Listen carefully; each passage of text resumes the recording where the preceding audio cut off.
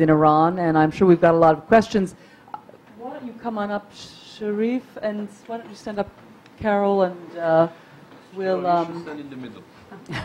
That's right, ladies in the middle. And I'm sure we have a lot of questions. I might just begin, you talked about, a natural potential alliance between the ethnic minorities in Iran and, of course, the Green Movement, but there are many suspicions and much mistrust on both sides. However, looking ahead, or even right now, is there some way to begin a dialogue between these ostensibly natural allies, such that when the time comes, the two sides, the Green Movement and these ethnic minorities, can sort of meet up to create a real opposition? Sharif and Idris? Well, as I mentioned, there's been a lot of request and appeal to the Green Movement, its leaders, to change attitude, to change the policies and perspective in regards to the ethnic groups. And we have seen some developments from the Green Movements, especially the people who are outside Iran, who can freely speak and freely speak their minds, who suppose they are part of the movement.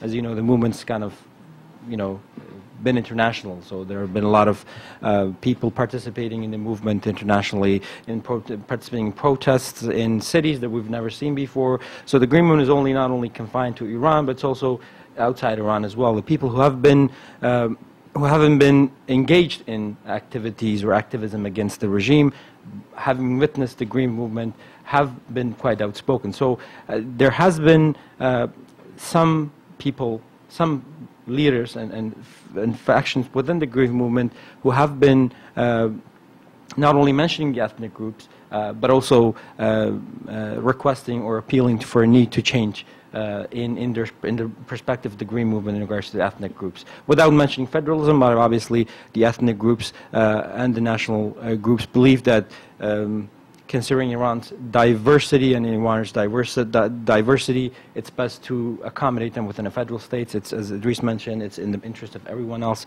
including the ethnic groups. But again, there have been some groups calling for this, and there have been the ethnic groups, opposition groups, including the Kurdistan Democratic Party of Iran, again, one of the largest opposition groups, has welcomed such moves, and definitely in the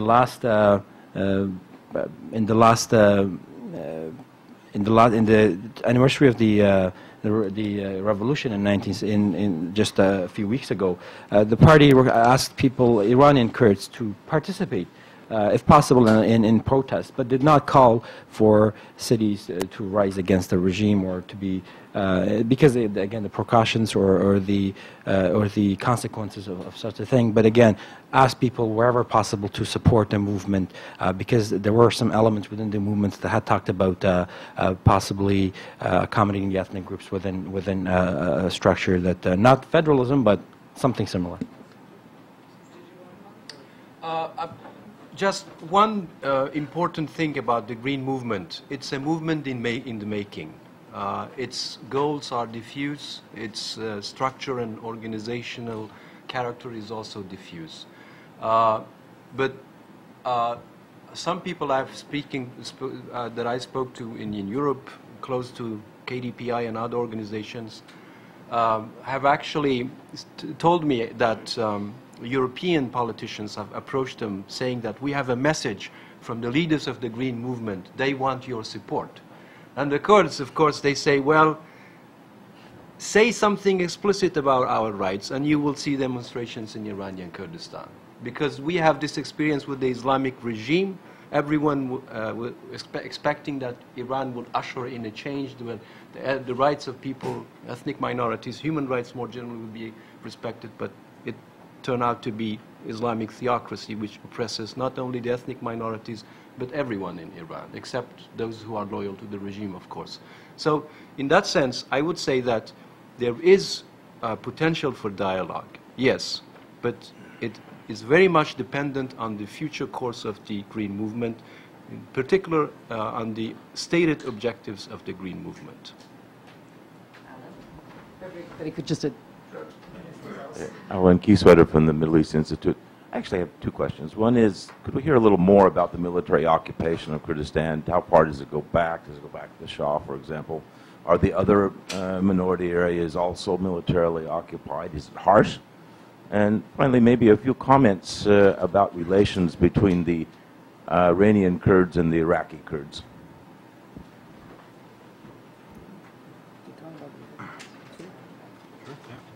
Well, the military occupation, or I wouldn't say occupation, but the military presence and the militarization of Iranian Kurdistan and other ethnic groups is always been there. Even during the Shah, there wasn't much a military presence, but it was also mostly the intelligent presence, trying to suppress the ethnic groups and the ethnic demands for democratizations and human rights. But in the following the revolution of 1979 and the events that unfolded, and obviously the opposition that was to the regime to becoming an theocratic entity, we saw at least in the first 15 years very violent confrontations and infighting between the Iranian forces and the Kurdish opposition groups at that time, because Kurdistan was the only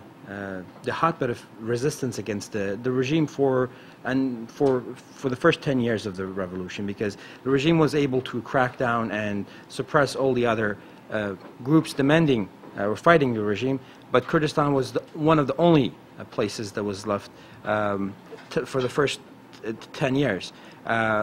So that led to a heavy military presence till the state, and the police province, or the police, I mean, Iran is a police state, I mean, no question about that, but again, the presence of various factions of the military and the Revolutionary Guards in Iranian Kurdistan, due to the fact that, yes, Iranian Kurdistan poses a threat, and still with very large opposition groups, has also resulted in the continuation of that militarization.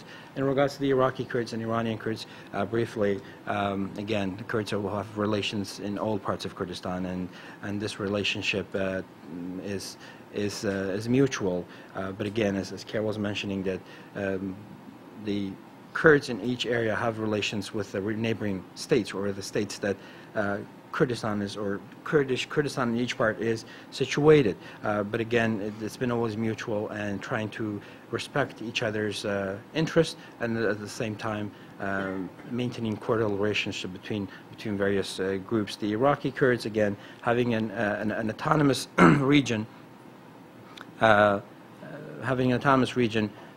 Iraqi Kurdistan, and Kurdistan hosts many of the opposition groups, the Iranian opposition groups. So that kind of annoys the Iranians very often. But again, it's because of the dynamics and the nature of the relationship that goes back to decades, and even to the last 50 years. It's been very difficult for a regime, despite trying very hard, create difficulties and tensions between the Iraqi Kurds and Iranian Kurds. We haven't seen that, so the relations are quite good.